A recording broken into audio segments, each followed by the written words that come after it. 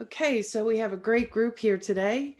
We have the hosts of the Convo Couch, Fiorella Isabel and Craig Pasta Jardula, and Kelly Lane is co-hosting tonight. And we're going to talk about elections and what we're seeing, election fraud, election integrity, and just kind of try to make sense out of. I know, I'm pretty overwhelmed by all this. But first, let me welcome you to the show. And if you want, maybe just give our audience, if they're not familiar with you, just give them a little bit of an intro, about yourselves. I'm Fiorella. I am part of the Convo Couch. This is Pasta, and we really have been following election integrity for years now. We followed it to a T when this past primary between Bernie Sanders and Biden, and of course everybody else happened, and we saw. I was in Iowa when the shenanigans were going down. We were looking at the machines in New Hampshire. We also saw the difference between that and the Nevada caucus, which had hand counted paper ballots, and we noticed a trend. We've had several election integrity activists come on our show and talk about the exit polls, but also talk about the machines, et cetera. And we're seeing right now the California Democratic Party commit election fraud via non-transparent methods, via keeping information away from people demanding a 1% audit to look into to see the count. And where it's happening everywhere. And I am very saddened that it has come to this point where we have politicized the issue of election integrity as a right-wing talking point, and a lot of that isn't just by liberals, it's being done also by the progressives on the left.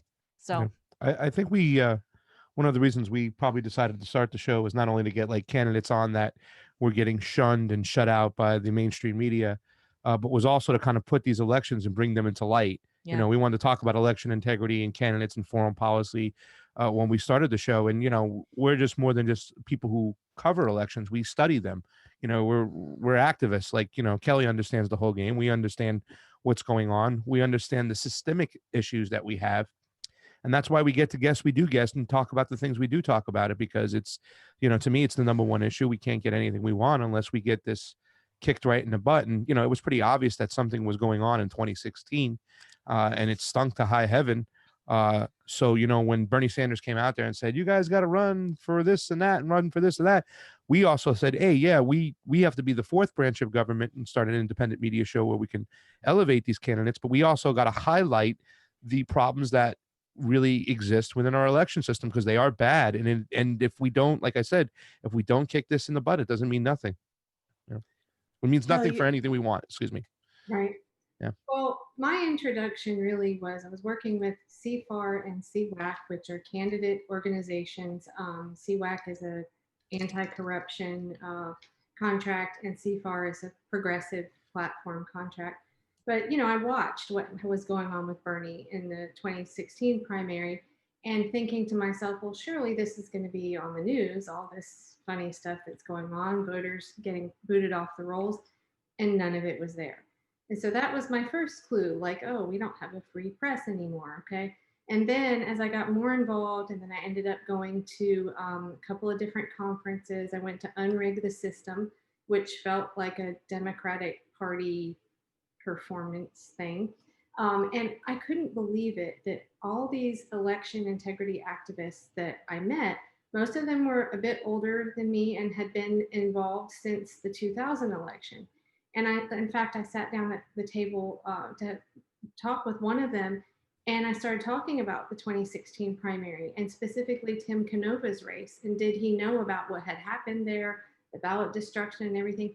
And I just get these blank looks, like they have no idea. Because I think, we can say maybe there's something funny going on with some people, but I think with a lot of them, it's just the lens that they are looking at this through. They came in 2000, and it was a different ball game there. And maybe some of them are more leaning towards the establishment Democrats. A lot of them were Hillary supporters, and they saw Bernie as this interloper. He's an independent, and they just either turned a blind eye or just didn't know about it. But that was my first clue, like something is not right here, because they're not seeing what I'm seeing, and it's right here. You know, we had all this evidence. So that's kind of how I came into it.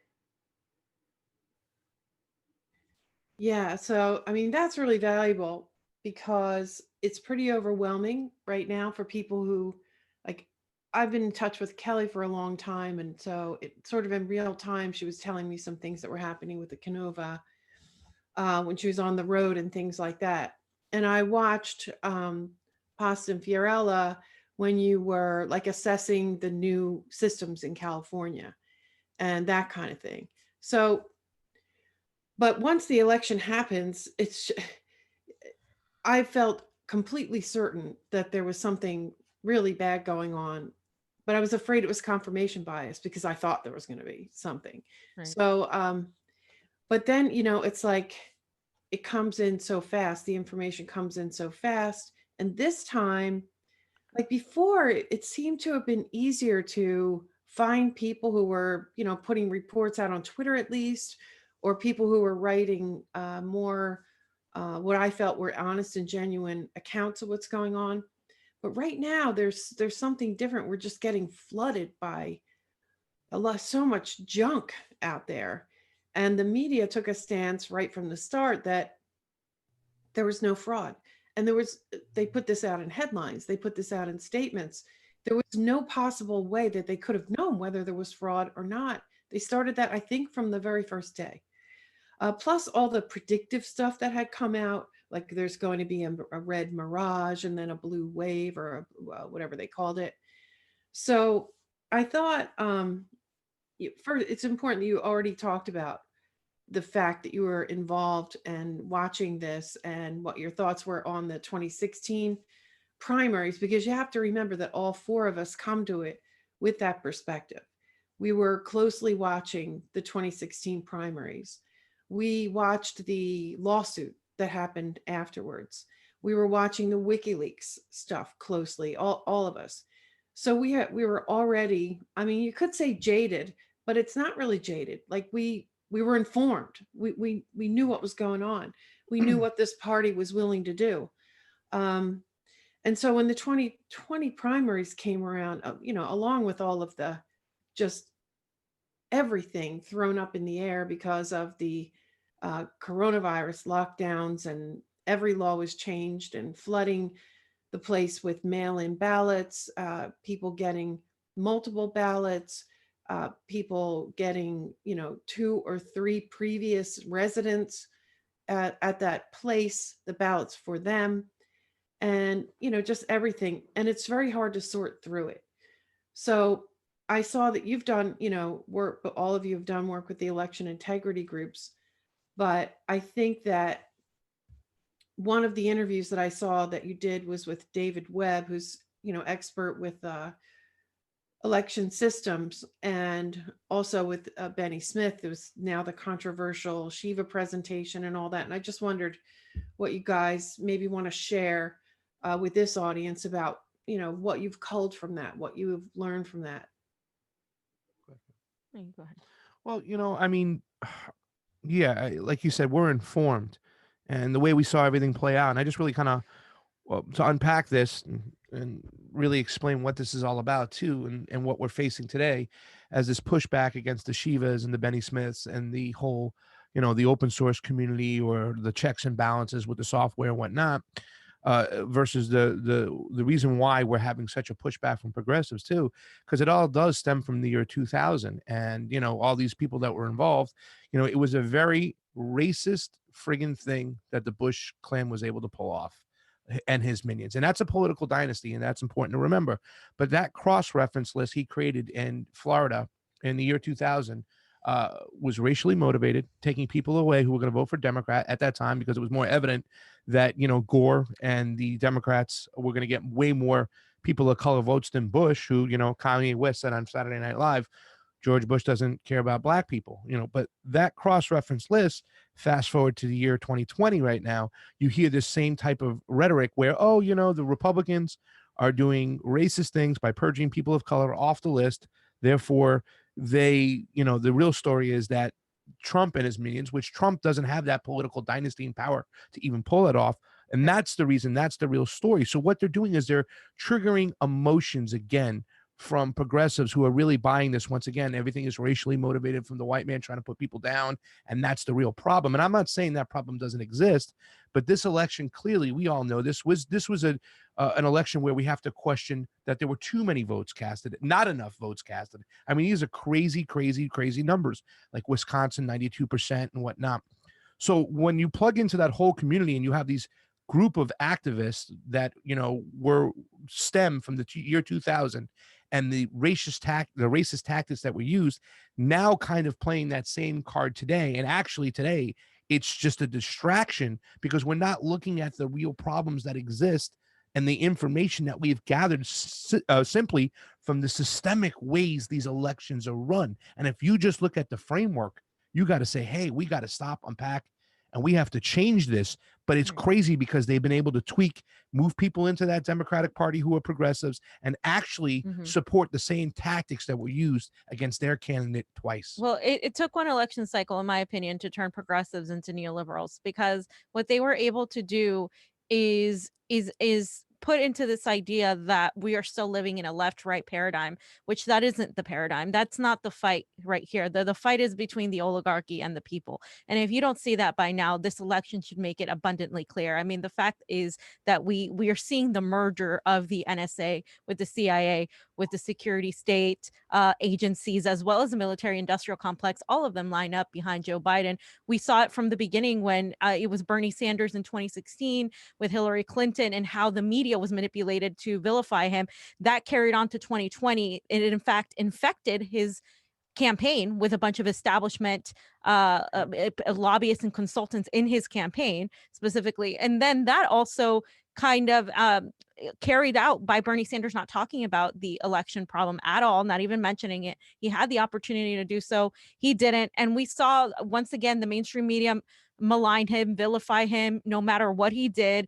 And now we've seen the complete progressive movement, even with the AOC and the squad, shift into cheering that Joe Biden is going to become the president, even as he's filling his cabinet with a multitude of people who are corporate lobbyists, Wall Street, people who were detrimental to a lot of the working class. And so what we're seeing here is that they are trying to make election integrity this political issue that is only conspiracy theory. Now, we had advanced on talking about election integrity issues a little bit since 2000, but what people haven't realized is that Republicans and Democrats like Bush and the Obamas and the Clintons are all friends. And this is no longer the clear cut left versus right. This is like, there's a reason George Bush and the McCains have endorsed the Joe Biden as president. Like there's a reason that's happening, and it's not because they changed ideology. It is because of the money and the power, and where these loyalties lie are always going to be them against us. And so that's what people have to realize,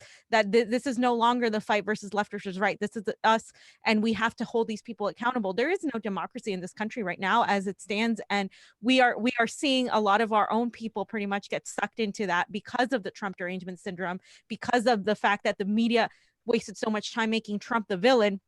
And people didn't realize that the reason you hate Donald Trump so much is because he shows the ugliness in America, and Biden is a friendly fascist face. And so that is a lot of cognitive dissonance that we're going to have to get over. But you mentioned Benny, and I wanted to just mention really quick that he was the way he framed it was, look, like it's a program. He's a programmer. He's a software guy. That's what it is. That's what it is. It doesn't matter how you feel. It's a numbers thing. It's a statistic thing. You can't deny that the glitch thing is a complete, total fabrication. There are no glitches. People write these programs to make them do what they want to do, right? Yeah. Yeah, the glitch was an interesting. After that, it seemed to me like they started saying clerical error, because at least when there are humans doing the counting and the tabulating, you can blame it on a human, right? They're tired, right. They're counting all night.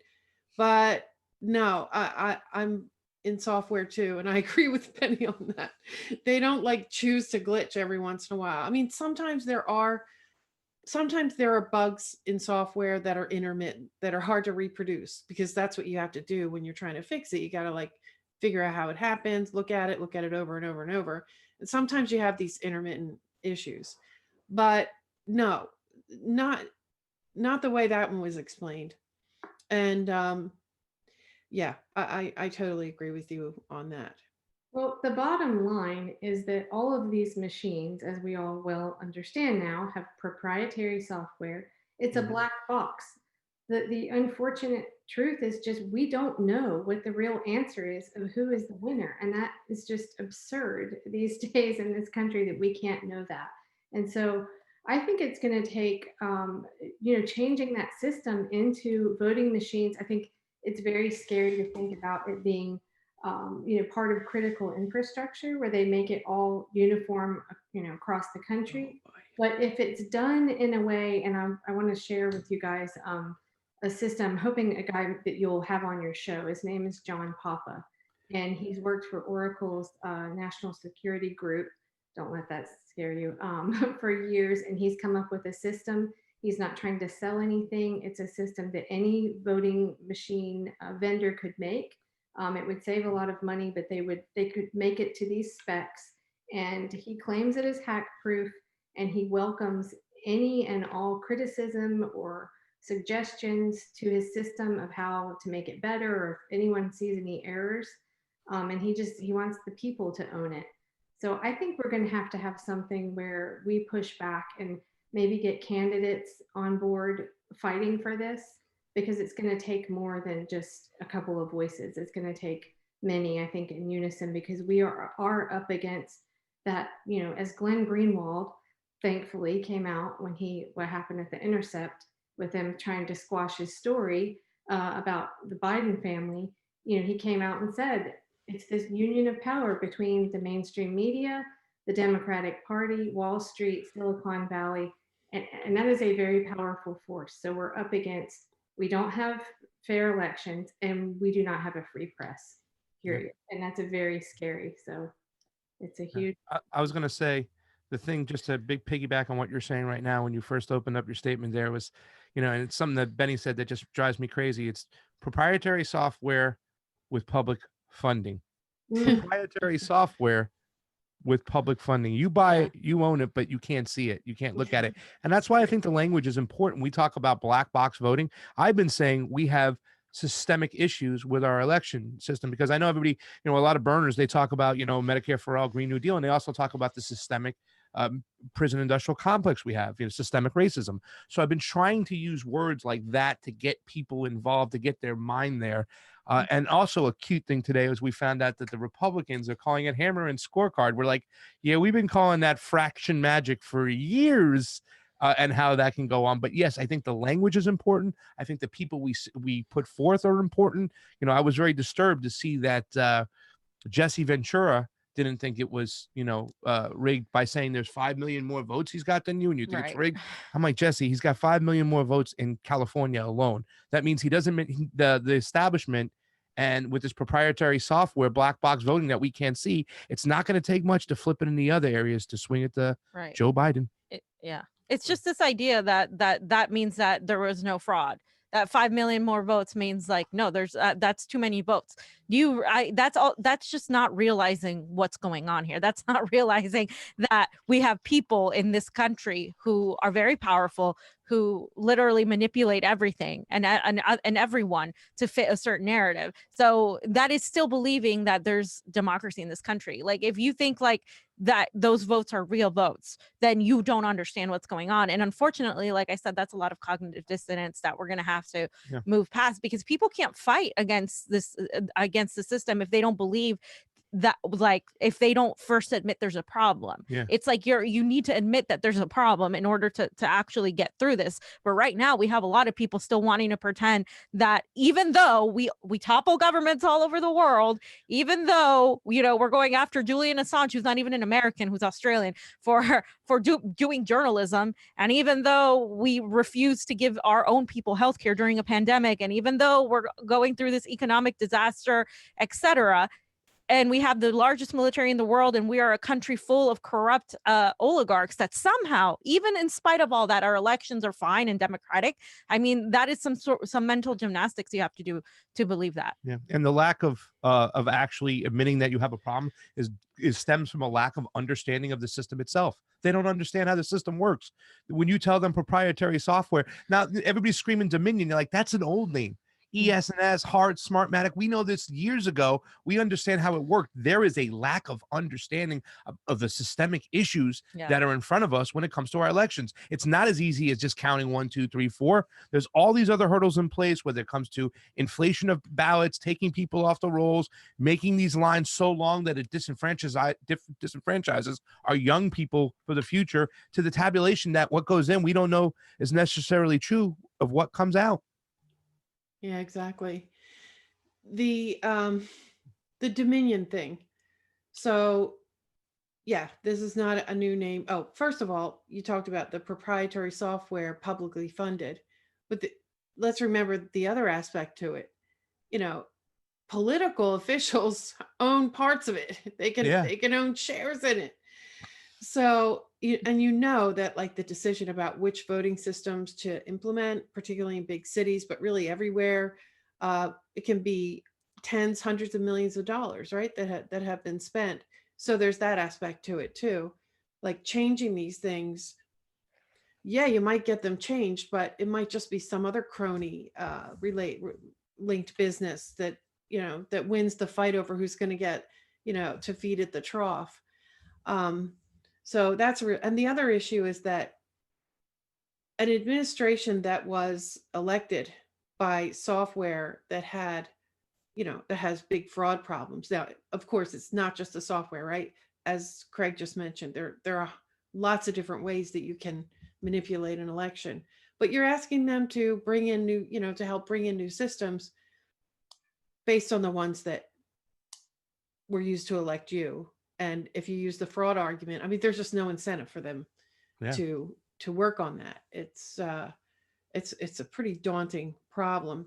But with the Dominion thing, so we have a contested election, and we have a number of Trump's got basically a pittance of a legal team. He's completely outgunned in the lawfare, it looks like. And I don't know how many people they have like on the ground. They talked about 1,000 depositions or something like that, and they needed another 1,000. Now, Sidney Powell went on and said she's got this, giant thing that they're going to release, and that she referred to the amount of, she said, talked about whistleblowers at Dominion. She talked about, for millions, but then she reduced it down to 100,000 people contacting them with information. She said it's like a fire hose. I hope she's got people vetting that information first off. But what are your thoughts from what you've seen on that situation? You want me to go first? Yeah, go ahead. Oh, okay. Well, a lot of people just outright dismiss what she says because she's on Trump's team. So number one, like, I think we need to move past that. I mean, she is one of the top lawyers on his team, so we do have to look at what she's saying. She's bringing up information, like, as Pasta said, that a lot of us in the progressive or election integrity activist community already knew about the Dominion issues. She did bring up some good points about how Elizabeth Warren and people like Amy Klobuchar were bringing up these concerns regarding Dominion just 1 year ago, and how, of course, Texas refused to certify these machines because they were found completely unreliable. Those are things that are very true. She's also bringing up the same type of language shift, which I've been demanding from the right from the start. Stop calling it voter fraud. This is election fraud because it's done at a mass scale. And that's something that the right keeps, like, literally a lot of people keep saying voter fraud interchangeably. It is a completely different thing. Like, let's get that straightened out right away. Like, election fraud is it's a massive thing. A voter fraud would be an individual doing it. It's a felony. You're not really seeing individuals do it unless, of course, somebody at a higher end, whether it's the legislation, whether it's a state party, et cetera, then that would make it election fraud. And so when the right says things like voter fraud, it diminishes their credibility. And then the liberals can come in and say, oh, there's no such thing as voter fraud, blah, blah, blah. And so that's one thing that I noticed that she was adapting, and which I think it's a good thing. I do think that, though, they are up against a lot of power. And I think both people on the Democrat side and the Republican side have a vested interest in not letting people see these into these machines. I mean, you can look back to every case before that. You get close enough and they do not let you see inside these machines, because I think if Trump were able to uncover everything he and his team say they're going to uncover, it is a lot of people would be exposed on both sides of the aisle. And so I think they're up against, Goliath at this point. And he doesn't have very many friends in DC. They're pretty much alone. He doesn't, the state, the deep state, whether it's the NSA, the CIA, the military industrial complex specifically, they don't think that Trump is hawkish enough. They don't think that Trump is more as easily controlled as they would like him to be. They want him out. They have decided that he needs to go. Otherwise, this wouldn't have happened, right? They have decided that he needs to go. And I think they're going to find a way for that to happen. Now, I think it's up to his supporters to really stop throwing in their ideology like Venezuela and China and all this other bullcrap. Focus on the numbers and the statistics, the mathematical calculations, the tangibles that you can get. And I think if people make noise, that could be a thing. And I think a lot of people on the left need to step aside and literally understand that this is an issue that's going to affect you. The next time you want a progressive candidate, they're not going to win either, because this is what the both sides do to whoever, depending on what team they're cheering for at that moment. It's did you want to say something, Kelly? Or you want me to just go ahead? Go ahead. I'll It's funny because I started laughing because I'm thinking about Sidney Powell, and what a character, huh? And how many things she's been involved with and whatnot. I mean, she was just such a bright spot on the whole George Flynn, the Flynn situation, right? General Flynn situation, and really exposing that stuff and declassifying information so that we could really find out a lot about Obamagate and Russiagate and the whole 9 yards and the motives behind it, whatnot. And what they did to Flynn was just awful and stuff.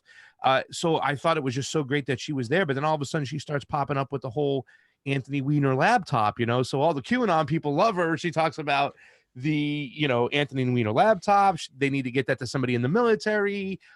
Even the hardest crime investigators looked at this laptop and threw up. So now all the QAnon conspiracy people are out there mentioning her name, which kind of, once again, she might lose some credibility. But then she comes along, and everything she's saying right now, she's saying so much more than anybody's even said, even though for people like us who understand election integrity issues, for one, what Fiorella said about the whole Dominion, where it comes from in Venezuela, and it was used for Hugo Chavez, and parts are coming from China and all that BS, because that shouldn't be that should be irrelevant, because we know, and I asked Benny Smith today, all the systems, she talks about Texas was smart to throw Dominion out of there. Yeah, but ES&S, HART, GEMS, all the other ones, 99% of our tabulation machines can run these algorithmic problems, these issues, and put them in their programs and put them in there and swing an election, give an awaited election. So I would like to see her even go a little bit further and talk about, this is how we fix it. We have to have it open source. You folks are paying for it. You should see what's going on. We got to remove the black box and talk about it that way.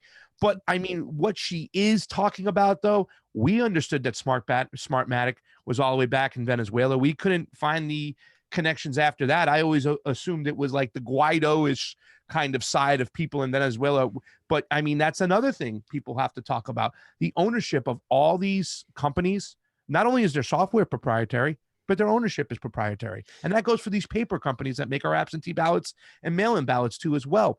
So even though Sidney Powell, like I said, it's like a fictional novel, a fictional novella novel all in one, if you pay attention to all facets of it. But yes, happy to see her coming to this point and saying those things. In fact, a friend of mine, and she's from across seas, she says, what's a Kraken, and what is Sidney Powell going to release when she releases the Kraken? And I said, I don't know what the Kraken is, but I'm waiting to see what the Kraken is going to be released. So I am thankful for the language she's using. And like Fiorella said, she said election. rigging, election fraud instead of voter fraud. She did it twice to make sure that people understand this is what we got to call it, because when you say election fraud, you put the eyes where they need to go, on the legislation, on the establishment, whoever's doing this. This is not the individual voter.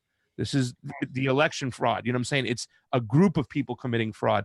So I am glad, and I'm glad what she's talking about. And, you know, people just got to start digging even more, because the framework itself is what we have to attack, and we have to change the framework of our elections. So Sidney Powell gets a B plus.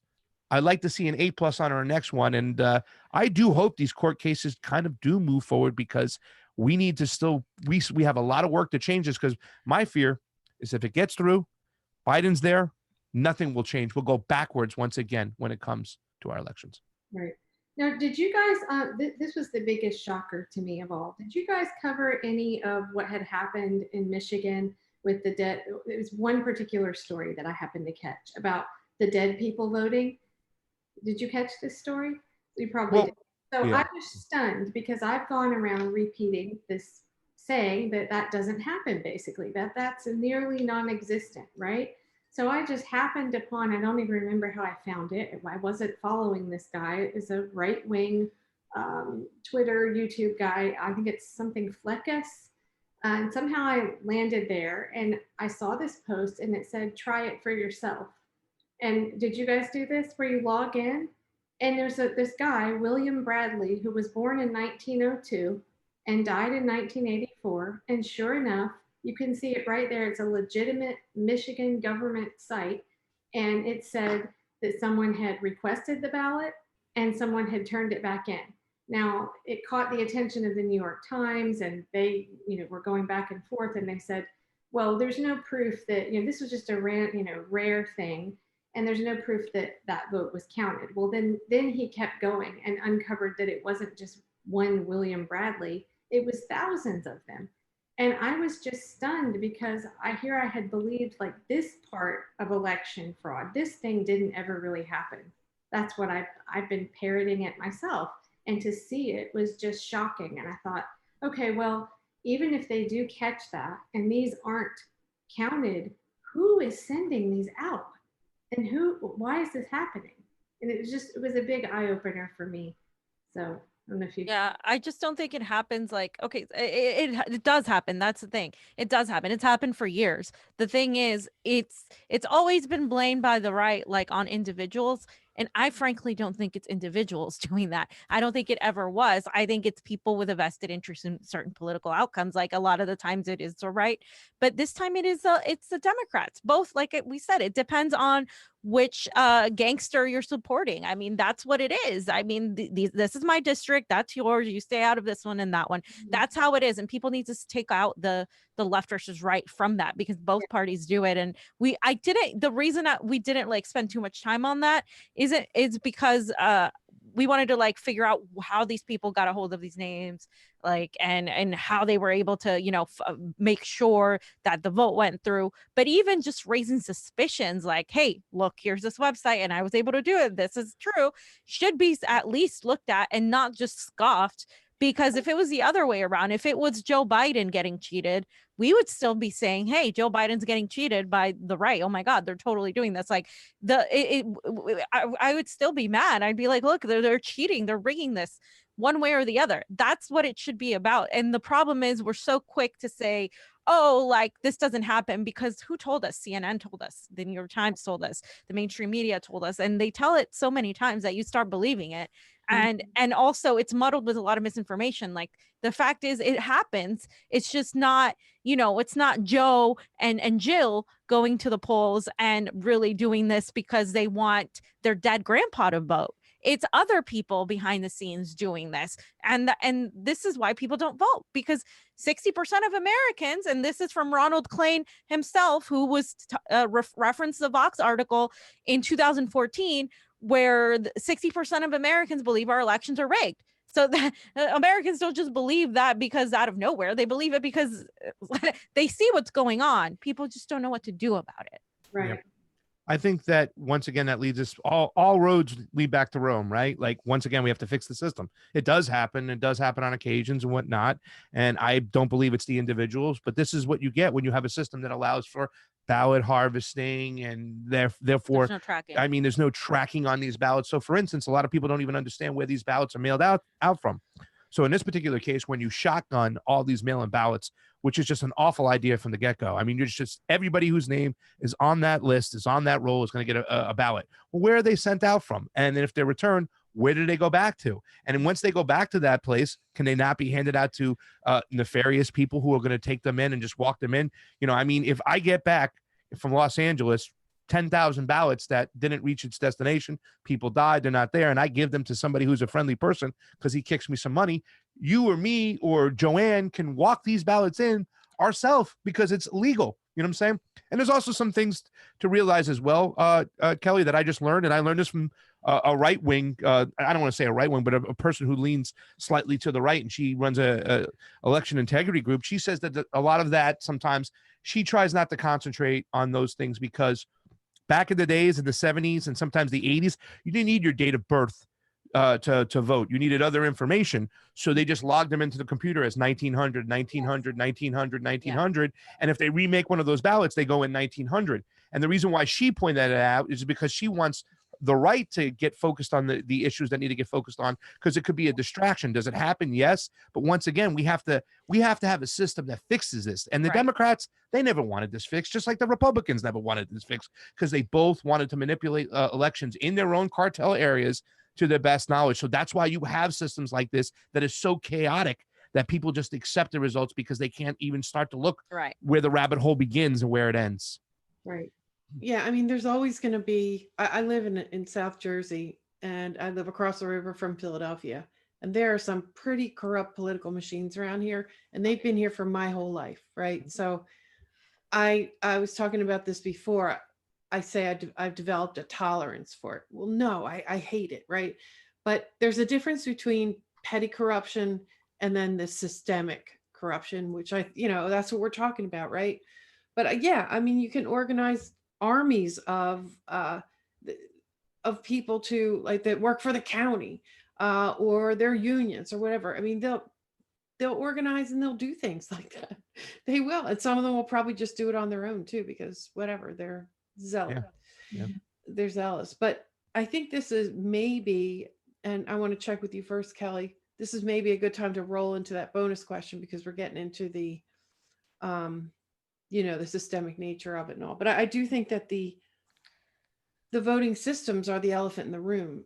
But I agree with Fiorella that it's still important to bring these stories out about what happens, just to remind everybody, and just to, I don't know, I guess it's a PR type thing, something I'm not very good at, but these things do need to be pointed out. And because whatever, it always happens where the elections are like a sports game and everybody's just a red team, blue team thing. And then when it's over, the issue of the election systems just goes off everyone's radar and no one wants to talk about it. And then the elections start to get close and they're like, why didn't somebody do something about this? Well, it's because we're so burnt out by the end of these elections. We're like, just make it stop, just make it stop. Make it stop. Yeah. Make it stop, please. Yeah. I agree completely. It's the machines that we need to focus on. That, my story was just one example of something that, I had believed that this never happened, and there it was. So it was just shocking for me. Kelly, can I tell you something? It definitely, I firmly believe, and from my family's telling me stories, and I'm going to probably tell the story on Slow News Day this Sunday, that they did swing an election, Kennedy versus Nixon, by dead people. They used dead people to push him over the top when it came into Illinois, because his daddy, Jack Kennedy, made deals with the mob that his son would get them back Cuba and all the casinos. And then it also happened in Texas, where Lyndon Baines Johnson were, where they used a mail-in system to vote for a bunch of dead people to put Kennedy over the top. I firmly believe that. Once again, I'm just saying that it's a little bit fabricated nowadays. However, ballots go out, people are deceased, they come back, they end up in the wrong hands. If it's ballot harvesters or people from the establishment that can turn those ballots in, I believe the major amounts of votes that were actual people who lived but didn't vote were people who moved and their ballot just, it was loosey goosey. And those people who moved, I mean, if people went and checked, they'd be like, what the hell? I voted in Philadelphia over here. I moved to Maine 3 months ago, 4 years ago, whatever, because I was getting calls in Florida and I voted in 2016. And I know, I was getting calls, and I'm sure my old roommate, if I call him now and say, hey man, did a ballot come for me? He was an establishment Democrat. He probably voted for me for Joe Biden in Florida. Who knows? But I mean, it does happen. So, Yeah. So I the mean, question is, what do we do about it? I think that's where we have to uncover as much as we can, but we have to start talking about solutions. And I don't know if that is to maybe get candidates band together behind this issue, get people maybe behind one solution if that's possible. Because what I've seen, and there are a lot of very smart people that have been working in this for decades, and like we talked about, there's some controversy of them being they're not nonpartisan, but these machines can keep everybody busy for another 20 years trying to figure out how in the hell they work, trying to figure out that black box. We're just spinning our wheels. So I think it's time we go to the top, find out how these decisions are being made, the secretaries of state, and start putting pressure there about bringing change. Because otherwise I don't know what we're doing. It's not fixing it. So what do you guys think? you want to go first? Well, I just think that it's so much deeper than the secretaries of state. I mean, the secretaries of state control the elections in their individual counties. And then there's the board of supervisors here. We have those people, but who do they serve? Right? They're serving a political establishment. They're serving the Democratic Party here in California, because the California Democratic Party is extremely powerful. We are the 5th largest economy. We have one of the largest counties here in LA County, and we have seen and witnessed how they manipulate information, how they offer zero transparency when it comes to the elections. And they are simultaneously, I mean, our Secretary of State, Alex Padilla, was out fundraising for Hillary Clinton in 2016 while being the Secretary of State here. And you saw how those elections went in 2016. And again, he was a Biden supporter this time around. That if we want to change that, all they're going to do is say, oh, we're going to have CISA come in and all these election integrity groups from the government come in, and they're saying there's no fraud here. So that's it. We everything's great. This is the most democratic election and the most secure election in history, according to Nancy Pelosi. So it's not going to do us any good to really expect the government to do any cleaning up, because that's like expecting bank robbers to hold themselves accountable. Right. They're the ones doing this. So what it has to come from people demanding it. And unfortunately, people still believe in the system. So the number one thing I think we have to do is dismantle the idea that a democracy exists, because the democracy hasn't existed in a long time. It didn't start with this election. It won't end with this election. It's been going for a long time. This is why we have Donald Trump as president, because people were sick and tired of the status quo politicians, types like Obama. With this Joe Biden, presidency that seems to be coming on, we're going backwards instead of forwards. We're going back into the same mechanisms that created and led to Donald Trump. So that is unfortunate, but that is a 3 giant steps back for our movement and for anything that we wanted to do. So we need to really, first of all, kind of shake people awake into what this is, because once they realize how bad it is and how insurmountable it seems that what we're facing, and once we get the right and the left to stop fighting each other, you can fight each other later. Right now, realize that you're being screwed by these two people who, Kamala Harris is fist bumping Lindsey Graham. I mean, you do realize, like, they're friends. They go home and they hang out. Their kids go to the same schools. They're all the elites. They go to each other's weddings. We know this. So once you figure out that your fight isn't with a Trump supporter, that your fight isn't with somebody of the opposite ideology, that your fight is with the oligarchy, that's what they're afraid of. But now what they want to manufacture is a civil war. This is why they thrive off of people going and making fun of Trump supporters and doing all of this and calling every single person that disagrees with them a Nazi, because that it gets you right where they want you. Like, that's what they want. And so if they continue that, we're lost. So what we have to do as truth tellers is continue talking about this and have badger people, be like, hey, grow a spine. I don't care if you're scared. You need to talk about this crap. Yes, it's going to get you a lot of backlash. Yes, it's going to get you a lot of heat, but we really need to make election integrity the number one issue, because there's a reason why, even though 60% of Americans want a type of Green New Deal, Medicare for all, they want to end wars, we have the vast majority of people in government who don't want that. How did those people get in there? Obviously, we didn't elect them. So that's what we have to make people see. We have to make them aware that there's a problem in the first place. Right. Yeah, you know, so 100%.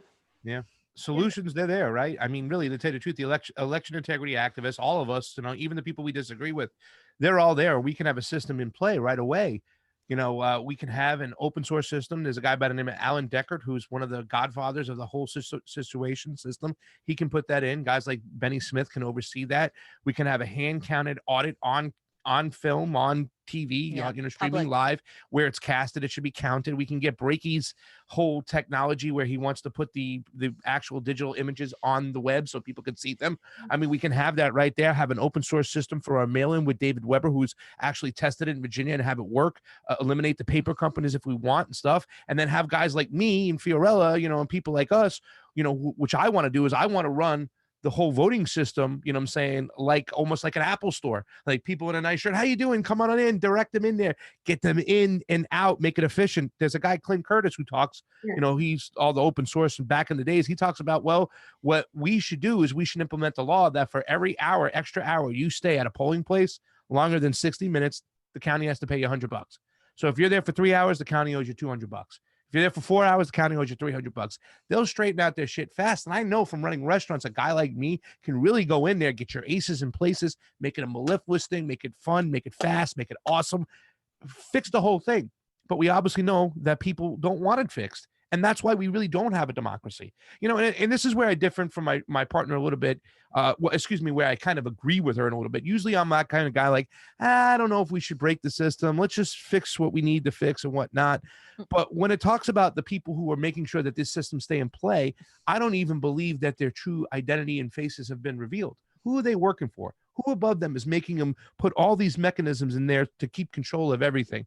You know, I often say that I'm a vegan because I am right now, but I would eat the rich. And I don't know if it's going to take some situation like that where we got to braise, stew, or double boil somebody to let these elites know that we're not going to take their shit anymore. Our Constitution was written so we could have power.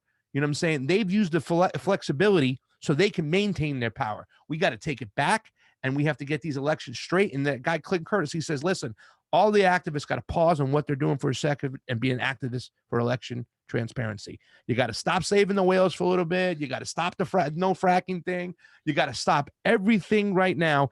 Concentrate on this, and because until we kick this in the butt, none of those issues will ever be properly addressed. Only the elites' issues will be addressed, because our lawmakers are simply not elected. They're selected, and that is the biggest problem. Yep.